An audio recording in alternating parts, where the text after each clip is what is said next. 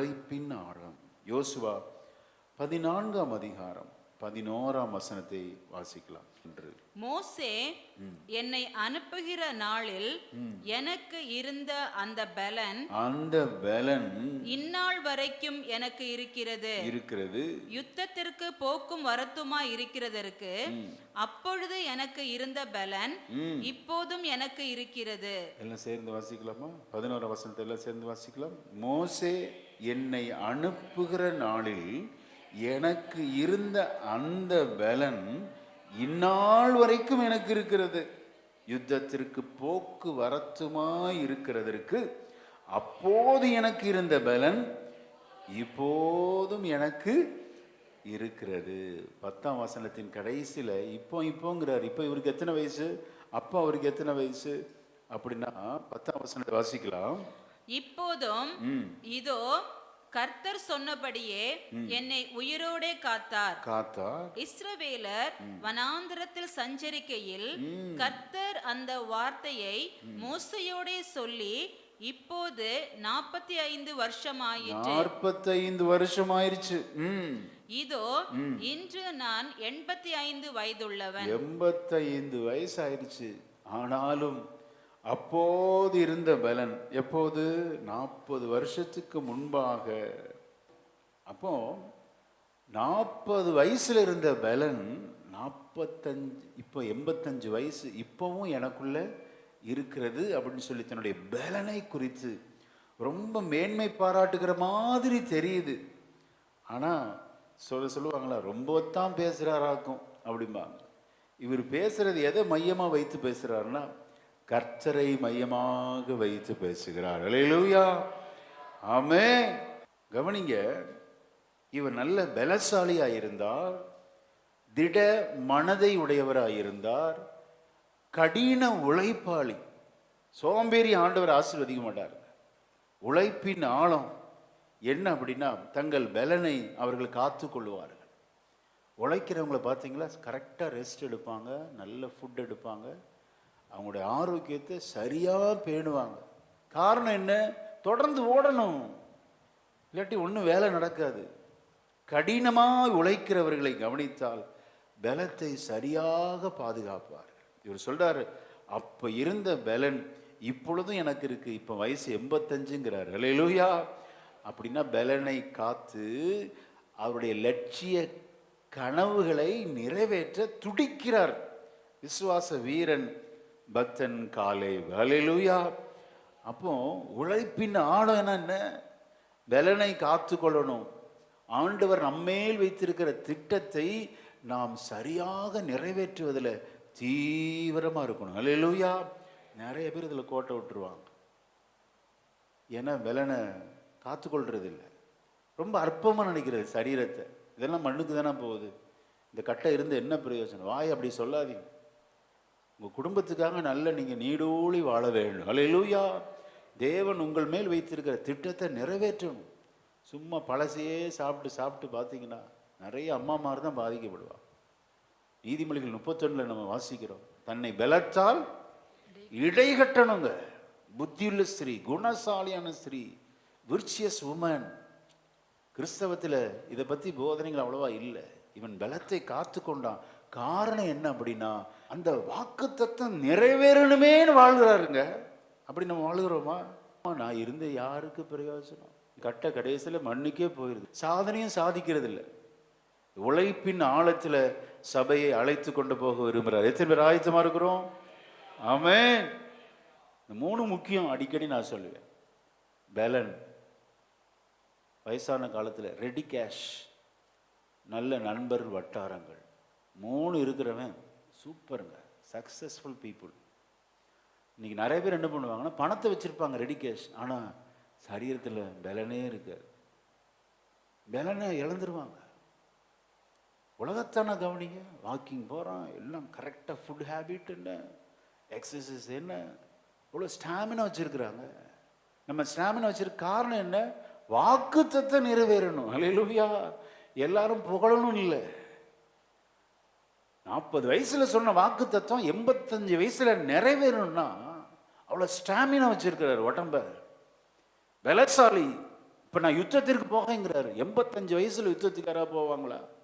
85 years old யுத்தத்திற்கு போறேன் அப்படிங்கிறார். அப்படின்னா கடினமா உழைக்கிறவர், பலனை தக்க வைத்துக் கொள்ளுகிறவர். ஆண்டவர் திருச்சபைக்கு ஒரு சிலரோடு தீர்க்கமாக பேசுகிறார்.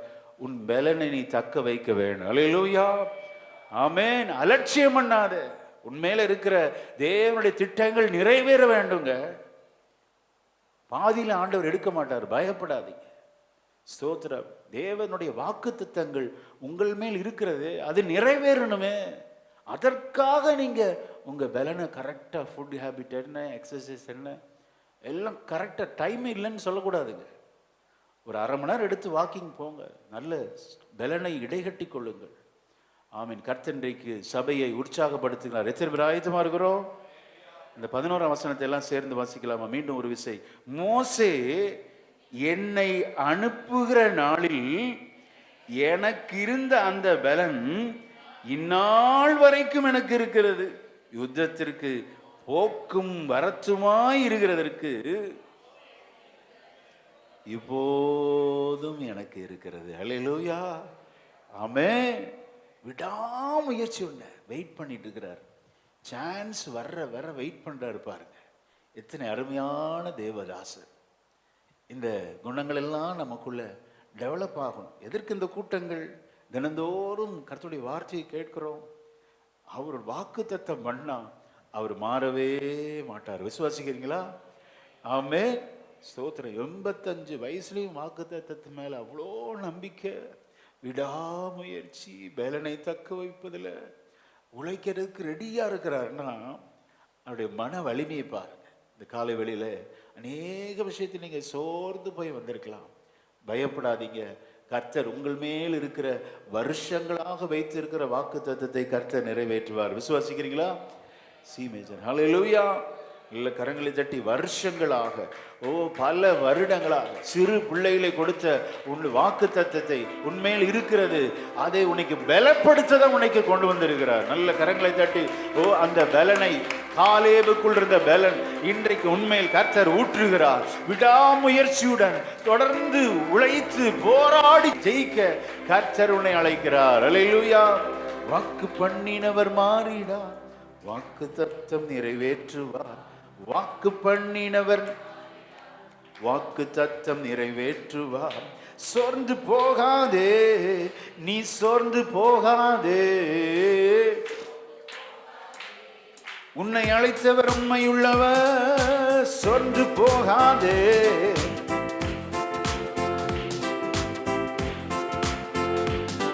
உன்னை அழைத்தவர் உண்மையுள்ளவர். காலங்கள் தாமதம், வாக்கு தத்தங்கள். நல்ல உற்சாகமா பாடலாமா? வருஷம் ஆயிடுச்சுன்னு சோர்ந்து போறியா? காலேபுக்கு நிறைவேற்றினவர் உனக்கு நிறைவேற்றுவார். வாக்கு தந்தவர் சிறந்ததை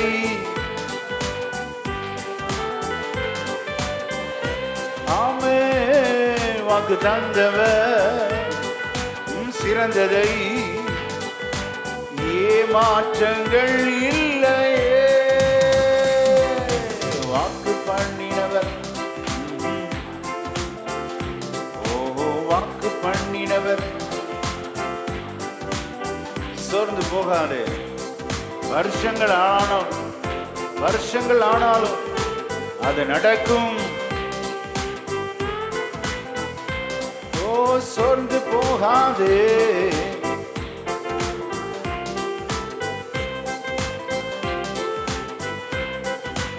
உண்மையுள்ளவர். ஹல்லேலூயா. சில கனவு லட்சியத்தோட வாழணுங்க. உப்பு சப்பு இல்லாத வாழக்கூடாது. லட்சிய கனவுகள் நமக்கு வேணும்.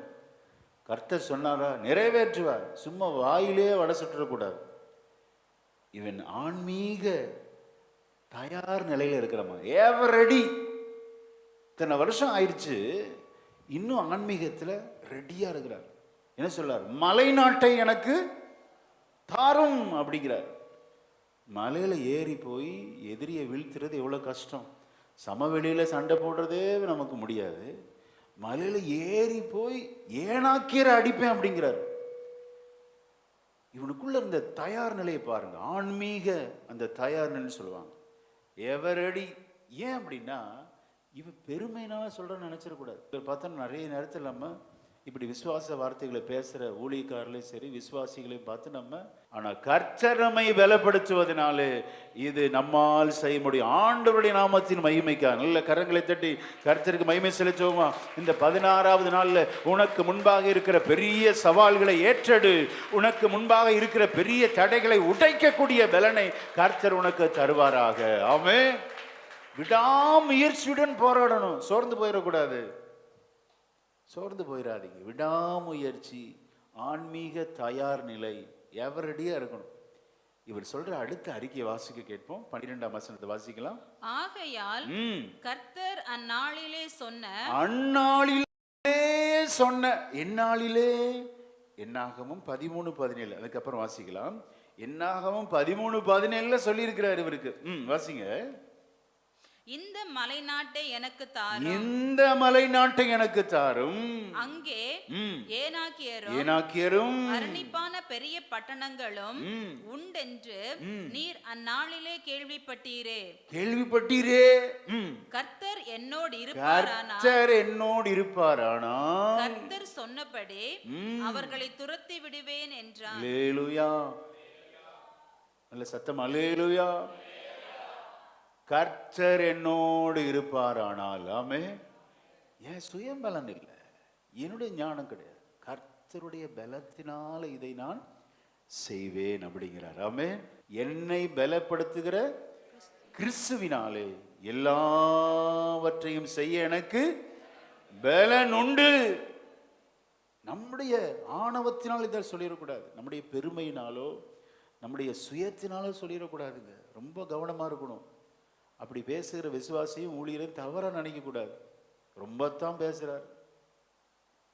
கவனிங்க, இதெல்லாம் கர்த்தரை மையமாக கொண்டு செய்கிறோம். ஆமென். இந்த 21 நாள்ல ஆண்டவர் அநேக காரியங்களை அடியானுக்கு செய்து கொண்டே இருக்கிறார். யோசிப்பேன், இதெல்லாம் ஒரு நாள்ல எழுதி வச்சோமே, எவ்வளவு அன்பான தேவன், வார்த்தையில எத்தனை உண்மை உள்ள தேவன், எவ்வளவு அழகாக நிறைவேற்ற ஒவ்வொன்றா யோசித்து பார்ப்பேன்.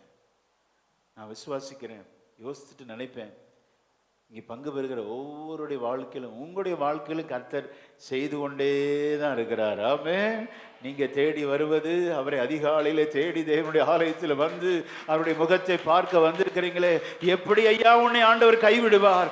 கட்டாயம் கர்த்தர் நிறைவேற்றுவார். உனக்கு சொன்னபடியே கர்த்தர் உன்னோடு இருப்பாரானால் இந்த மலை நாட்டை எனக்கு சாரும் என்று சவால்களை மேற்கொள்ளக்கூடிய பலனை கர்த்தர் தருகிறார். ஆமென். பலப்படுத்துகிறவர் கர்த்தருங்க. உபாகமம் 8:18 வாசிக்கலாமா? ரொம்ப அருமையான வார்த்தை. 8:18. உன் தேவனாகிய கர்த்தரை நினைப்பாயாக, அவரே உன் பிதாக்களுக்கு ஆணையிட்டு கொடுத்த தம்முடைய உடன்படிக்கையை உறுதிப்படுத்தும்படி இந்நாளில் உனக்கு உண்டாயிருக்கிறது போல ஐஸ்வர்யத்தை சம்பாதிக்கிறதற்கான பலனை உனக்கு கொடுக்கிறவர். அல்லேலூயா.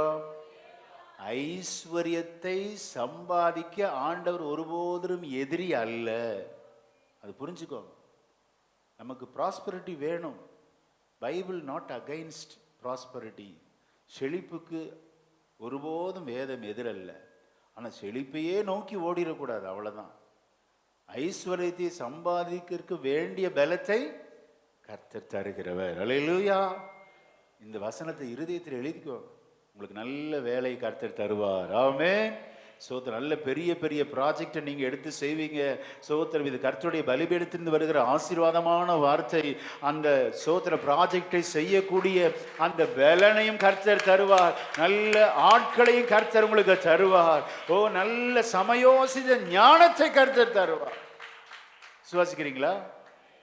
இதெல்லாம் நான் உருவாக்கி சொல்லலை. பலிபீடத்தில் வரும்போது கர்த்தர் ஆவினால் ஏவப்பட்டு நிறைக்கப்பட்டு சொல்லுகிற வார்த்தை. அப்படியே இருதயத்தில் எழுதிக்கணும். ஐஸ்வர்யத்தை சம்பாதிக்கணும். உட்கார்ந்துக்கிட்டே இருக்கக்கூடாது. நல்ல கடினமா உழைக்கணுங்க. பக்தன் சொல்லுகிறான், 85 வயசுல சொல்றார், மலை நாட்டை எனக்கு தாரும்.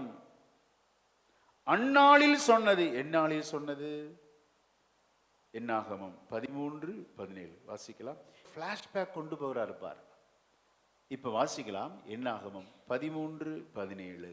அவர்களை மோசே கானான் தேசத்தை சுற்றி பார்க்கும்படி அனுப்புகையில் அவர்களை நோக்கி, நீங்கள் இப்படி தெற்கே போய் மலையில் ஏறி, இந்த மலையில ஏறி போங்க அப்படிங்கிறார். இந்த ஸ்பை அனுப்புறார். நமக்கு எல்லாருக்கும் தெரியும், 12 கோத்திரத்துல ஒருத்தரை செலக்ட் பண்ணி அனுப்புறார். காலேப் என்பது யூதா கோத்திரம். யோசுவாவும் காலேபும் தவிர மற்ற 10 பேர் எதிர்மறையா சொல்றாங்க. வாயை திறக்கிறதெல்லாம் எதிர்மறை. அது சரியில்லை, இப்படி சரியில்லை, நம்மளால ஜெயிக்க முடியாது, அவ்வளவுதான், நம்ம முடிஞ்சிச்சு, நம்ம வாழ்க்கை முடிஞ்சிச்சு. இன்னைக்கு அப்படித்தானே சொல்றோம். என்ன வார்த்தை சொல்றீங்களோ அப்படியே பலிச்சிரும். நாவின் அதிகாரம் ஜீவனும் மரணமுமாம். மரணமும் இதுல தான் இருக்கு. நான் செத்துருவேன், சீக்கிரத்தில் செத்து போயிடுவேன். நல்ல வாழ்வை என் பிள்ளைகளை ஆண்டு நல்ல நிலைக்கு காணும்படி கர்த்தர் கிருபை செய்வார். எனக்கு கொடுத்த ஆண்டவர் கனவு லட்சியங்களை ஆண்டவர் நிறைவேற்றுவார். கர்த்தர் சொன்னதை பார்க்காம இந்த கட்டை போகாதுன்னு சொல்லுங்க. ஓ, கர்த்தருடைய வார்த்தை 100% நிறைவேறும். அல்லேலூயா, ஆமென். மலையின் மேல் ஏறி போங்கிறாரு. மலையில ஏறி போறார். அப்போ திருப்பி வந்து ஃபீட்பேக் சொல்றாங்க. கேள்விப்பட்டதை பார்த்ததை வந்து சொல்றாங்க. அதெல்லாம் யோசுவாவும் காலேபும் கேட்குறாங்க. என்ன கேட்குறாங்க? சோத்திரம். நீங்கள் நினைக்கலாம் அவங்க இருதயத்தில், பாஸ்டர் என்னை சுற்றி எல்லாம் எதிர்மறையான எண்ணங்களை உடையவர்கள் இருக்கிறாங்க, விக்கிரக ஆராதனைக்காரர்களாக இருக்கிறாங்க, நான் மட்டும் எப்படி பரிசுத்தமாக வாழ முடியும்? முடியுங்க, முடியும். You are unique. நீ ஒரு தனித்துவமானவர்கள். ஏன்னா நமக்குள்ள இருக்கிறது விசேஷித்த ஆவியானவர். அல்லேலூயா, ஆமென். கேட்கிறவைகள் காண்கிறவையெல்லாம் எல்லாம் நெகட்டிவா இருக்குது. இதுக்குள்ள எனக்கு எப்படி விசுவாசம் வரும்? வரும். காலேபுக்குள்ள இல்லையா? 10 பேர் எதிர்மனையான எல்லாம் நெகட்டிவா சொல்லிட்டு இருந்தாங்க. ஆனா இவன் ஒருவனுக்குள், ஆமென், சோத்திரம், விசுவாசம் பெருக்கெடுத்து ஓடினது. அல்லேலூயா. அவங்க சொன்னதை இவன் மனசுல வச்சுக்கிட்டே தான் ஏனாக்கியரை கேட்கிறான். அந்த 10 பேர் சொன்ன அறிக்கையில ஏனாக்கியரை பத்தி என்ன சொல்றாங்க வாசிக்கலாம். இது என்னாகமம் 13:28 வாசிங்க. 28. ஆனாலும் அந்த தேசத்திலே குடியிருக்கிற ஜனங்கள் பலவான்கள், பட்டணங்கள் அரணிப்பானவைகளும் மிகவும் பெரியவைகளுமாய் இருக்கிறது.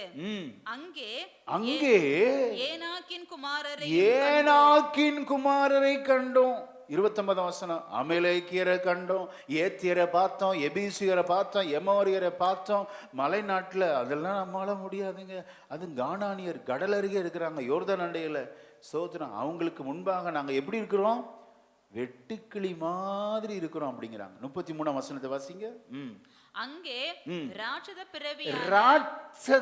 பிறவியான ஏனாக்கின் குமாரராகிய ராட்சதரையும் கண்டோ. நாங்கள் எங்கள் பார்வைக்கு வெட்டுக்கிளிகளை போல் இருந்தோம், அவர்கள் பார்வைக்கும் அப்படியே இருந்தோம் என்று சொல்லி போதும். 10 பேர் நெகட்டிவா சொல்றாங்க. இவன் பார்க்கறான். இன்னைக்கு போட்ட விதைய மனசுல வச்சிருக்கிறார். அப்படியா சொன்னீங்க? கர்த்தர் என்னோடு இருப்பார். ஆனால் அல்லேலூயா, ஆமென். சாதிச்சு காமிக்கணுங்க. அப்படி ஒரு ரிவெஞ்ச் எடுக்கணும். ரிவெஞ்ச்னா என்ன? ஆண்டவருடைய பலத்தினால வாழ்ந்து காட்டணும். யார் நம்மை பழித்து பேசுகிறாங்களோ, யார் நம்மை இழிவா நினைக்கிறாங்களோ, அவர்கள் மத்தியில நாம் வாழ்ந்து காட்ட வேண்டும். கர்த்தருடைய பலத்தினால். அல்லேலூயா. கர்த்தருடைய மகிமைக்காக நம்ம மகிமை எடுத்துடக்கூடாது. தான் சேலஞ்ச் எடுக்கிறார் விசுவாச வீரன் காலேப். அல்லேலூயா. நான் விசுவாசிக்கிறேன், இந்த வார்த்தையை கேட்கிற உங்களுடைய இருதயத்தில், உங்களுடைய வாழ்க்கையில் பலவிதமான சோகங்கள் இருக்கலாம். ஒரு ஆசீர்வாதம் பார்க்காதது போல இருக்கலாம். பல வருடங்கள் முன்பாக உங்களுக்கு எதிராய் சொல்லப்பட்ட அந்த சோத்திரம் சில சவால்களை ஏற்று எடுங்க. ஆமென். ஏனாக்கியரை குறித்து சொன்னதை இவன் இருதயத்தில் பதிஞ்சிருக்கு. வெட்டுக்குழிகளை போலவா இருக்கிறேன்னு சொல்ற. என்னை பலப்படுத்துகிற கிறிஸ்துவினாலே நான் செய்து காண்பிப்பேன். யோசுவா அவர்களே, give me this mountain அப்படிங்கிறார். மலை நாட்டை எனக்கு தாரும், ஏனாக்கியரை துரத்துவேன், கர்த்தர் என்னோடு இருப்பார். ஆனால் அல்லேலூயா. இந்த 10 பேருடைய அறிக்கையில ஒரு வார்த்தை கூட கர்த்தர்னே இல்லை. நாங்கள், எங்கள் பார்வைக்கு, அவர்கள் பார்வைக்கு, இப்படியே தான் இருக்கு. கர்த்தரை சென்டரை வைத்து வாழ்ந்தா நம்முடைய வாழ்க்கையில வெற்றி நிச்சயம். அல்லேலூயா, ஆமென். அவங்க சொன்ன ஃபீட்பேக்லாம் பாருங்க. ஸ்தோத்திரம். 31 வசனத்தை வாசிங்க. அவனோட கூட போய் வந்த மனிதரோ, நாம் போய் அந்த ஜனங்களோட எதிர்க்க நம்மாலே முடியாதுங்க. அவர்கள் நம்மை பார்க்கிலும் பலவான்கள் என்றார்கள். அடுத்த வசனம். நாங்கள் போய் சுற்றி பார்த்து வந்த அந்த தேசம் தன் குடிகளை பட்சிக்கிற தேசம். நாங்கள் அதிலே கண்ட ஜனங்கள் எல்லாரும் மிகவும் பெரிய ஆட்கள். இதுல கர்த்தருங்கிற ஒரு வார்த்தை இருந்துச்சா? நாங்கள், அவர்கள், நாம், முடிஞ்சிருச்சு வாழ்க்கை சொல்லாதீங்க. ஆண்டவர் பார்க்கிறாரு, ரொம்ப துக்கப்படுறாருங்க. இந்த காலை வேளையில உங்க இருதயத்தில் நிறைய வார்த்தை இப்படி போயிட்டே இருக்குது. நமக்கு ஒரு எதிர்காலம் இல்லைன்னு சொல்லாதீங்க. வாயை திறந்து நீ சொல்லாத. இன்னைக்கு ஒரு தீர்மானத்தோடு வெளியே போகணும். 16வது நாள். இனி இப்படி இந்த வார்த்தையை நான் சொல்ல மாட்டேன். எனக்கு ஒரு நல்ல எதிர்காலத்தை அப்பன் இயேசு வைத்திருக்கிறார். அல்லேலூயா. இவர் சொல்றது மாத்திரம் இல்லைங்க, இவர் செயல்படுத்தி காமிக்கிறார். அதுதான் நம்ம சொல்றதோட நின்றுறோம். ஆனால் விடாமுயற்சி இல்லை, கடின உழைப்பு இல்லை, கர்த்தருடைய பலத்தை பெற்றுக்கொள்ள அடுத்தடுத்த லெவலுக்குள்ள போறாரு பார். 85 வயசுல அன்னைக்கு கேட்ட விசுவாச வார்த்தையை அறிக்கையிட்டு இப்ப எனக்கு மலை நாட்டை தாரும். செயல்படுத்தணும். கடின உழைப்பு நமக்கு வேணும். காரியங்களை அப்படி இருக்கிற இடத்துல ஆண்டவரை சர்ச்சுக்கு வந்துட்டு அப்படியே திறந்து எல்லாம் கொட்டிடுவார்னு நினைக்காது. அது சோம்பேறி. ஆண்டவர் ஆசீர்வதிக்கவே மாட்டார். சோத்திரம். ரொம்ப ஆழமா நம்புறேன். நீங்க வந்திருக்கிற எல்லாமே கடின உழைப்பாளி. அல்லேலூயா. நல்ல பிசினஸ் பண்றவங்க. கர்த்தர் உங்கள் பிசினஸின் எல்லைகளை ஆண்டவர் பெரிதாக்குவார். அல்லேலூயா. நீங்கள் கோடா கோடியாய் பெருகுவீர்கள். உங்கள் உழைப்பை கர்த்தர் ஆசீர்வதிப்பார். அவன் செய்வதெல்லாம் வாய்க்கும். எத்தனை விசுவாசிகள் எல்லாருமா வர்றாங்க. கடினமா உழைக்கிற நீங்க தான். உங்களை கண்டிப்பா ஆண்டவர் பெருக பண்ணுவார். ஆண்டவரை தேடுறவர்களுக்கும் உழைக்கிறவங்களுக்கும் உழைக்காதவர்களுக்கும் தேடாதவர்களுக்கும் கண்டிப்பா இந்த சபையிலேயே வித்தியாசத்தை காமிப்பார். விசுவாசிக்கிறீங்களா? சோத்திரம். கடின உழைப்பாளி நீங்க. சும்மா இருந்துட்டா இல்லை, நீங்க நல்ல ஜாலியாக படுத்து தூங்கியிருக்கலாமே. காலையிலே ஆண்டவரை தேடி வரீங்கன்னா கர்த்தரை தேடுதல் எவ்வளோ கருத்தாக இருக்கிறீங்க. ஆமென். அடுத்த லெவல் என்ன? இன்னைக்கு போய் நல்ல திட்டம் பண்ணுங்க. உங்களுடைய பிஸ்னஸை குறித்து, உங்களுடைய குடும்பத்தை குறித்து, பிள்ளைகளுடைய வளர்ப்பு, அப்படியே எதிர்காலம் எல்லாம் பிளான் பண்ணி அது மேலே கை வச்சு ஜெபம் பண்ணுங்க. அதற்கான முயற்சி எடுங்க.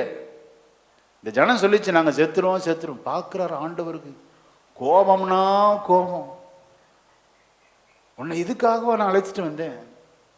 10 விதமான வாதைகள், செங்கடலை பிளந்து, ஆமென், எகிப்தின் பார்வோன் மன்னன் அவனுடைய சேனைகளெல்லாம் செங்கடலை கவிழ்த்து போட்டேனே, கண்கூடாக செய்த அற்புதங்கள் எங்கேயா போச்சோம் விசுவாசம்?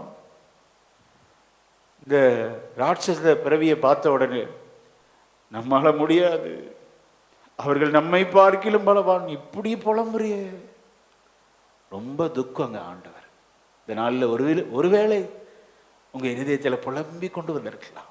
16 நாள் போயிட்டேன், எனக்கு இன்னும் ஆண்டவர் அற்புதம் செய்யலை என்று துக்கத்தோடு காணப்படலாம். இந்த நாளில் ஆண்டவர் உங்களோடு பேசுகிறார். ஆமென். சோர்ந்து போகாதீங்க. பக்தன் காலேபை கவனிங்கள்.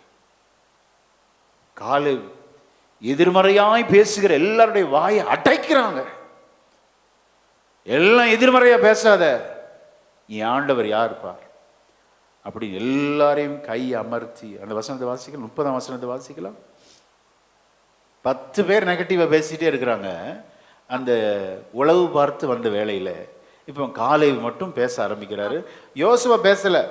காலேப் ஏன் பெரிய விசேஷமானவர்னா, ஃபர்ஸ்ட் வாயை திறந்து விசுவாச அறிக்கையிட்டது பக்தன் காலேப். ஹல்லேலூயா. 30ஆம் வசனத்தை வாசிங்க. அப்பொழுது காலேப் மோசேக்கு முன்பாக ஜனங்களை அமர்த்தி, நாம் உடனே போய் அதை சுதந்தரித்துக் கொள்ளுவோம், நாம் அதை எளிதாய் ஜெயித்துக் கொள்ளலாம் என்றார். எவ்வளோ நெகட்டிவா பேசுறாங்க. ஆனா இவன் வாயிலிருந்து பாருங்க, உடனே போவோம் அப்படிங்கிறாங்க. ஆனா 10 பேர் சொன்னதுதான் எடுபட்டுச்சுங்க. கொரோனா காலத்தில் எத்தனை பேர் ஆரோக்கியமாக இருந்தாங்க. அவங்க கை கொடுத்தப்ப அவங்க ஆரோக்கியம் ஸ்ப்ரெட் ஆச்சா? ஆனால் ஒரு கொரோனா நோயாளி இன்னொருக்கு போய் கை கொடுத்தா அந்த கிருமி பரவுது பாரு. நெகட்டிவ் சீக்கிரமாக பரவிடும், பாசிட்டிவ் அவ்வளோ சீக்கிரம் பரவும். ஆரோக்கியம் எங்கேயாவது பரவுதா? நம்ம வாழ்க்கையில் இருக்கு பாரு. நெகட்டிவ் எதுவும் பேசாதீங்க. நம்ம நினைக்கிறோம் நெகட்டிவ் பேச, நான் தானே பேசுகிறேன், பயங்கரமாக ஸ்ப்ரெட் ஆகுங்க. 10 பேர் பேச்சின எதிர்மறையான பேச்சுகள் ஓங்கியது. ஒருத்தன் கடந்து கூறான், யாரும் கேட்கல.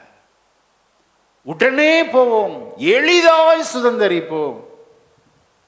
என்ன விசுவாச அருமையான வார்த்தைகள். அடுத்து திருப்பியும் சட்டையை கிழிச்சிட்டு யோசுவாவும் காலேபும் பேச ஆரம்பிக்கிறாங்க. அவங்க பேசுற பேச்சு பாருங்க, ரொம்ப அருமையான பாசிட்டிவான வார்த்தைகள். அடுத்த அதிகாரம் என்னாகமம் 14:7. இஸ்ரவேல் புத்திரரின் சமஸ்த சபையையும் நோக்கி நாங்கள் போய் சுற்றி பார்த்து சோதித்த தேசம் மகா நல்ல தேசம். அல்லேலூயா. உங்க வாயை திறந்தா நல்ல பாசிட்டிவான விசுவாச அறிக்கைகள், அது விசேஷமா கர்த்தரை மையமாக வைத்து அடுத்து அடுக்கடுக்கா சொல்றாங்க பாருங்க. கர்த்தரை மையமாக வைத்து சொல்லுங்க. கர்த்தர் நம்மேல் பிரியமாயிருந்தால் அந்த தேசத்திலே நம்மை கொண்டு போய் பாலும் தேனும் ஓடுகிற அந்த தேசத்தை நமக்கு கொடுப்பார். கர்த்தருக்கு விரோதமாக மாத்திரம் கலகம் பண்ணாதிருங்கள். பண்ண வேண்டாம். அந்த தேசத்தின் ஜனங்களுக்கு நீங்கள் பயப்பட வேண்டாம். அவர்கள் நமக்கு இரையாவார்கள். அவர்களை காத்த நிழல் அவர்களை விட்டு விலகி போயிற்று. கர்த்தர் நம்மோடே இருக்கிறார். அவர்களுக்கு பயப்பட வேண்டியதில்லை என்றார்கள். கர்த்தரே மையமா வச்சு பேசுறாங்க. ஆனா அந்த 10 பேர் பேச்சுல பாருங்க, நாங்கள், நாம், அவர்கள், கர்த்தரே இல்லை. ஆண்டவர் ரொம்ப துக்கப்படுறார். 10 பேருடைய பேச்சு கர்த்தரை ரொம்ப வேதனைப்படுத்திருச்சு. நான் அடிக்கடி சொல்வேன், எதிர்மறையா பேசாதீங்க. ஆண்டவர் அதை விரும்ப மாட்டாருங்க. இங்கே பார்க்குறாரு அடுத்த அதிகாரத்தில். நீங்கள் என்ன சொன்னீங்க? நம்ம நினைக்கிறோம் நான் பேசுனது எல்லாருக்கும் கேட்குமா? எல்லாருக்கும் கேட்கும். விசேஷமாக ஆண்டவர் கேட்குறார். இருதயத்தில் முறுமுறுக்கிறத கூட கர்த்தர் கேட்குறாருங்க. இந்த 10 பேர் சொன்னதை கர்த்தர் கேட்டேங்கிறார் மோசேட்ட. என்னாகமம் 14:28. நீ அவர்களோட சொல்ல வேண்டிய மோசே, நீ அவர்களை பார்த்து சொல்லு, நீங்கள் என் செவிகள் கேட்க சொன்ன பிரகாரம் உங்களுக்கு செய்வேன் என்பதை என் ஜீவனை கொண்டு கர்த்தர் சொல்றாரு. சொல்லுகிறேன் என்று கர்த்தர் உரைக்கிறார். பாத்தீங்களா? அப்போ பேசுற பேச்சு ரொம்ப விசுவாசமான பேச்சா இருக்கணும், நம்பிக்கைக்குரிய பேச்சா இருக்கணும், மற்றவங்களை திடப்படுத்துகிற பேச்சா இருக்கணும். இந்த அவிசுவாசம் மட்டுமல்ல, 31ஆம் வசனத்தில் அவங்க அசட்டை பண்றாங்க. கர்த்தர் கொடுத்த குடும்பத்தை, பிள்ளைகளை அசட்டை பண்ணாதீங்க.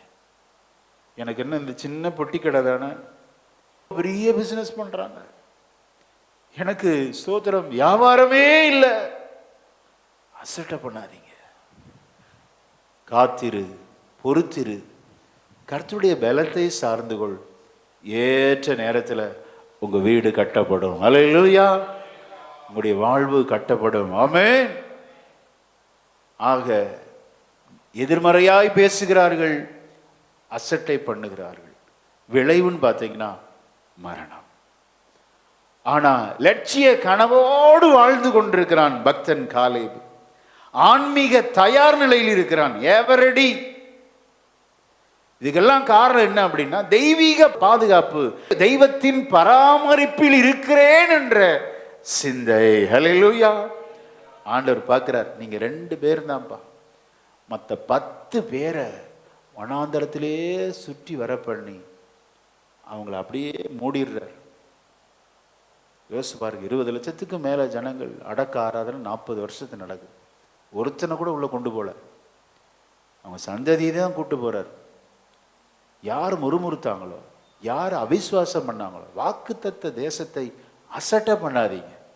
கர்த்தர் கொடுத்த பிள்ளைகள், குடும்பம், சின்ன பிஸ்னஸாக இருக்கலாம், உங்களுடைய வருமானம் சின்னதாக இருக்கலாம், சம்பளம் ஏன்னா என்ன பெருசாக இருக்குது, ஒன்றும் அசட்டை பண்ணாத. 16வது நாள் விடாமுயற்சியோடு போராடு. அல்லேலூயா. யுத்தத்திற்கு போக ஆயத்தமா இருக்கிறார். பலனை கர்த்தரிடத்திலிருந்து பெற்றுக் கொள்கிறார். விடாமுயற்சி, உழைப்புல களத்தில் இறங்குகிறார், கள பணியில இறங்குகிறார். எல்லாம் கர்த்தரே நம்பிங்க, வேற யாரையும் இல்லை. அது நம்ம பெருமை நினைச்சிடக்கூடாது, பெருமை கிடையாது. அவ்வளோ தூரம் 100% கர்த்தரை நம்பி முயற்சி எடுங்க. கர்த்தர் எவ்வளோ பெரிய ஏனாக்கியனா இருந்தாலும் சரி, அவனை முறியடிக்க கர்த்தர் நம்மை பலப்படுத்துவார். அல்லேலூயா. உனக்கு இந்த 16வது நாள் கர்த்தர் சொல்லுகிற வார்த்தை, பெரிய சவால்களை முறியடிக்கக்கூடிய பலனை கர்த்தர் தருவாராக. ஆமென். விடாமுயற்சியோடு உழைப்போடு போராடு. ஆண்டவரின் பலத்தை சார்ந்து கொண்டு காலேபின் அசைக்க முடியாத நம்பிக்கை. இவனுக்குள்ள இந்த வீரியம் குறையாததுக்கு என்ன காரணம் அப்படின்னா, ஆண்டவரே மற்ற 10 கோத்திரங்களும் இறந்துட்டாங்களே அப்பா, அடுத்த சந்ததிக்கு நாங்க எப்படியாவது இந்த விசுவாசத்தை கடத்தி விட்டு போக வேண்டுமே. ஆகவே தான் மலை நாட்டை கேட்கிறான், அது ஏனாக்கியரை கேட்கிறான். அன்னைக்கு அவங்க சொல்லிட்டாங்க, இப்படி விடக்கூடாதுங்க. காலை வேளையில எத்தனை பேர் அப்படி சவால்களை ஏற்றெடுக்க முடியும்? ஆமே. இந்த காலேபை போல சிறு வயதில் நீங்க உங்களை அநேகர் பழித்து பேசியிருக்கலாம், இழிவாக நடத்தியிருக்கலாம். முன்பாக கர்த்தருக்கு சாட்சியா நம்ம பண்ற தப்பு நமக்கு மகிமை தேடிக்கும், அது தப்பு. நம்ம ஆண்டவர் ஜீவனோடு இருக்கிறார் என்பது புறஜாதிகள் கண்டுகொள்ள வேண்டும். எப்படி இருந்தவன் எப்படி இருக்கிறான் பார், அப்படி சொல்ல வைக்கணுங்க. டெய்லி விடாம சர்ச்சுக்கு போறானே, அதான் ரகசியம், தெரிஞ்சுக்கணும். அவங்க எல்லாரும் நம்மளை பார்க்குறாங்க, நீங்கள் நினைக்கிறீங்க யார் என்ன பார்க்கல, டெய்லி நம்ம சர்ச்சுக்கு வர்றத அநேகர் நோட்டமிடுகிறார்கள். இப்போ அவங்க முன்பாக வாழ்ந்து காமிக்கணும், நம்ம ஆராதிக்கிற தேவன் யார் என்பதை காண்பிக்க வேண்டும். பக்தன் காலேபு சொன்ன அந்த விசுவாச அறிக்கை எல்லாரும் எடுத்துக்கொள்ளாமா? யோசுவா 14 எடுத்துக்கொள்வோம்.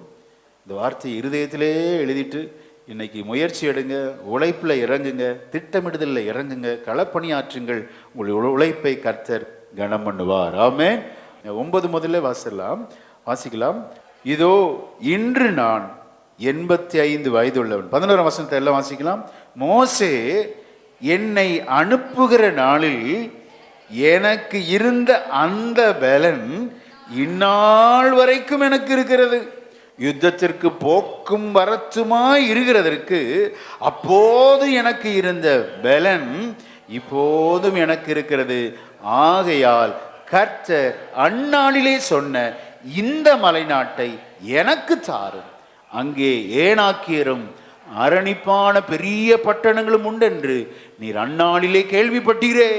கர்த்தர் என்னோடு இருப்பார், கர்த்தர் சொன்னபடி அவர்களை துரத்தி விடுவேன். அடுத்த வருஷம் வாசிக்கலாம். அப்பொழுது யோசுவா எபுன்னேயின் குமாரனாகிய காலேபை ஆசீர்வதித்து எப்ரோனை அவனுக்கு சுதந்திரமாக கொடுத்தான். அல்லேலூயா. அந்த எப்ரோன் தான் எருசலேம்ங்க. மலை மேல் இருக்கிற தேவாலயம் கட்டப்பட்ட இடம் இதுதான், எப்ரோன், எருசலேம். பார்த்தீங்களா? பெரிய சவால்களை ஏற்றெடுத்து செய்யுங்க, கடினமானவைகளை ஏற்றெடுத்து செய்யுங்க. அதுல தெய்வத்துடைய பெரிய திட்டம் இருக்குங்க. அது கேபிட்டலாகவே மாறுகிறது. பரிசுத்த ஆலயம் எருசலேம் மலையில் கட்டப்பட்டது. அல்லேலூயா. நம்ம சேலஞ்சை எடுக்காததுனால தான் ஆண்டுடைய ஆலயம் கட்டப்படாம இருக்கு. நம்முடைய வாழ்க்கை கட்டப்படாத காரணம் என்ன? இத்தனை வருஷம் இப்படி ஓடிடுச்சு, நீ அப்படி ஓடி முடிஞ்சிருட்டமே. எளிமையானதில் இருக்கிறோம், கடினமானது ஏற்றெடு, சவால்களை ஏற்றெடு. ஸ்தோத்திரம். இந்த நாளில் கர்த்தர் நம்மை ஆசீர்வதிப்பார். ஆமென். இதற்கு தேவை ஆண்டவர் அவனை குறித்து அருமையான சாட்சி சொல்றார். வாசிக்கலாம். 14ஆம் வசனத்தை வாசிக்கலாம். ஆதலால் கேனாசியன் ஆன எபுன்னேயின் குமாரனாகிய காலேப் இஸ்ரவேலின் தேவனாகிய கர்த்தரை உத்தமமாய் பின்பற்றினபடியினால் இந்நாள் மட்டும் இருக்கிறபடி எபிரோன் அவனுக்கு அவனுக்கு சுதந்திரமாயிற்று. ஹல்லேலூயா, ஆமென். கடினமானவைகளை ஏற்றெடுங்க, உழைப்பில தீவிரம் காட்டுங்கள், திட்டமிடுதல தீவிரம் காட்டுங்க. கர்த்தருடைய திட்டம் நம்முடைய வாழ்க்கையிலே நிறைவேறும். ஆமென். பரிசுத்தமுள்ள நல்ல பிதாவே, இந்த அருமையான 16வது நாளுக்காக செபிக்கிறோம். ஐஸ்வர்யத்தை சம்பாதிக்கிறதற்கு பலனை தருகிறவர் அப்பா.